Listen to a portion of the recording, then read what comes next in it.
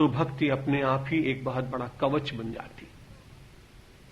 पुराने जमाने में जब लड़ाइयां हुआ करती थीं, तब लोग कवच पहना करते थे, और कवच के ऊपर यदि कोई शस्त्र प्रहार करे तो कवच के ऊपर होता था और देह बच जाती थी। यदि विचार करके देखें तो भक्ति केवल भक्ति नहीं है, मानव जीवन का कवच।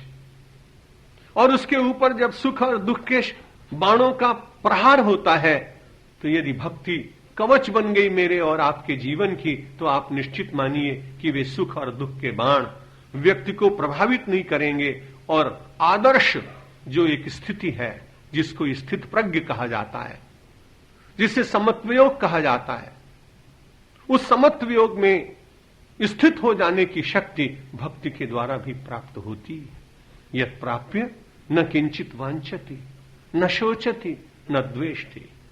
और तीसरी बात कही देवर्षि नारद ने कि भक्त कुछ वांछना नहीं करता, भगवान को ज्ञात हो जाता है कि इसकी इच्छा क्या है, और सात्विक इच्छा होती तो अपने आप पूर्ण करता है।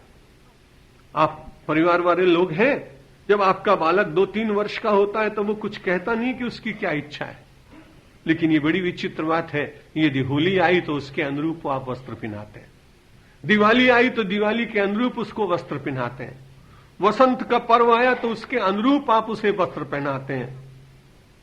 उसकी अपनी इच्छा नहीं होती कुछ भी, लेकिन उसके भीतर भी कोई इच्छा होती होगी, ऐसा मानकर एक ममतामयी मां अपने बालक के वस्त्र आभूषणों का प्रबंध करती है, उसके भोजन का प्रबंध करती है, उसके पेय का प्रबंध करती है।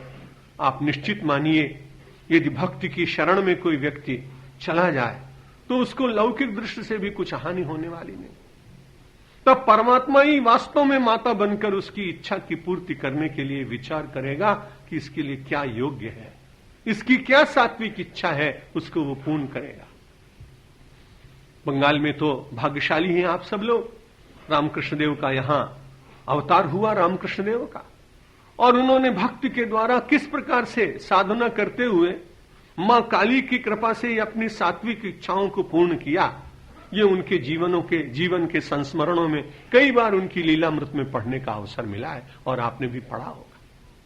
यदि आपकी वांछा समाप्त हो जाए तो आप निश्चित मानिए कि परमात्मा की कृपा से आपकी वांछा को ईश्वर समझकर अपने अंतर में और उसे पूर्ण करने के लिए स्वयं समुपस्थित भी हो सकता है। और तीसरी बात तो बहुत विचारणीय है, यदि मैं भक्त हूं, यदि आप भक्त हैं, यदि कोई भक्त है और यदि वो द्वेष करता है किसी से, तो ये बड़ी कठिन बात है। भक्ति के क्षेत्र में द्वेष का स्थान नहीं।